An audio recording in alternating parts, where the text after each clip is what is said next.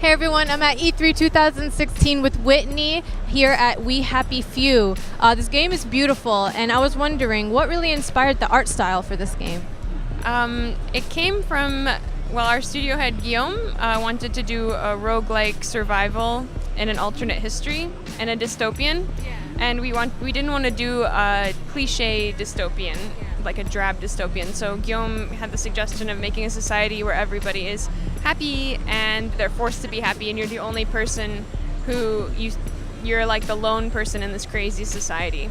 And so that had reminded me of some British movies and there's some old 60s movies that have similar concepts. And I don't know if you've seen the movie Hot Fuzz, but that was one of the first inspirations of like a quaint society where everything is perfect and then there's this dark secret, which is a common theme in British television and film. So I was like, okay, that would be cool. And then the 60s came from the 60s were like a time where it was like a very optimistic, bubbly, happy, but it was a complete reaction to history, and it was like a looking to the future.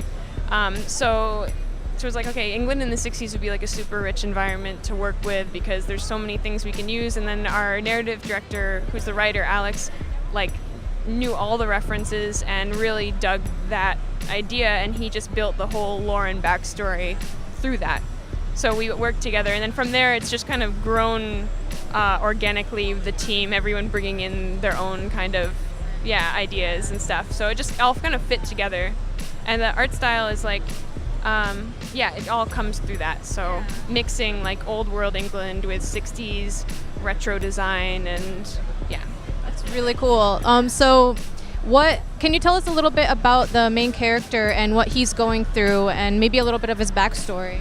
Yeah, so his name is Arthur, and we're not going to talk too much about the story because that's for the release. But in the intro, you'll notice that he sees something that triggers him to want to remember what's going on, because joy, the drug that everyone is dependent on to be happy, also creates memory loss. So everyone's forgotten the really horrible thing that happened in World War II. That's why they invented joy, was to forget that.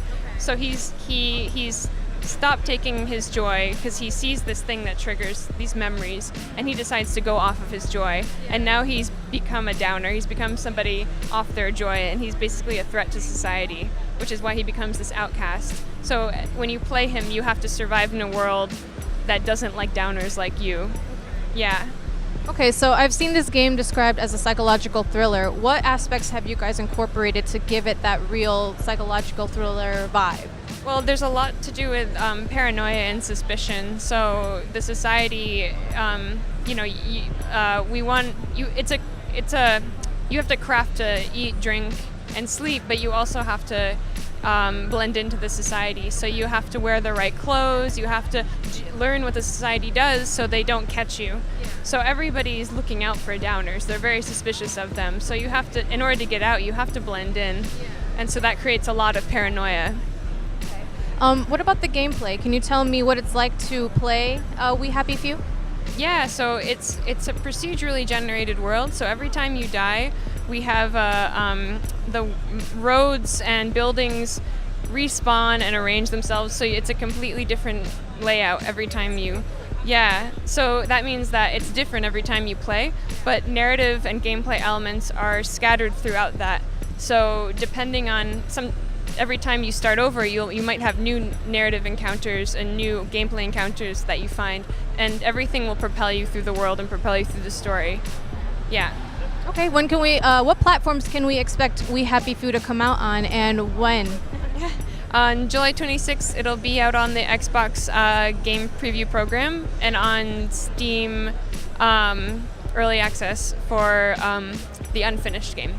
And then we don't have a date for the final release, but we have a plan for it. Yeah. Well, thank you, Whitney, for meeting with us. It was a pleasure. Yeah, thank you so much.